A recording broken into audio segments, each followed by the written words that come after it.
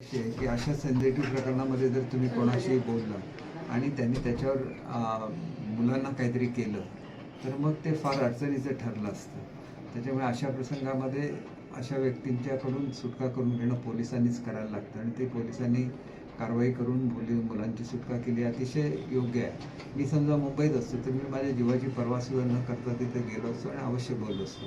परंतु फोनवर बोलताना एखादी जर चुकीची बाब त्याला वाटली असते आणि त्यांनी मुलांना काय केलं असतं तर मग ते वेगळाच अनर्थ त्या ठिकाणी घडला असतं. पण तुमच्याशी बोलून मार्ग सुटू शकला असता काही त्यातनं? नाही, मला असं काय, सध्या तर मी मिनिस्टर नाही, त्याच्यामुळे माझ्याशी बोलून काही घडलं असतं असं मला वाटत नाही. आणि माझ्याशी बोलायचं असेल तर मुलांना ओलीस ठेवण्याची काहीच गरज नाही, कारण मग वेगळी प्रथा पडेल. तुम्ही कोणी ओलीस ठेवतील आणि मग तुमच्याशी बोला म्हणतील तर मग ती एक प्रथा पडून जाते. ती प्रथा तशी चुकीची आहे.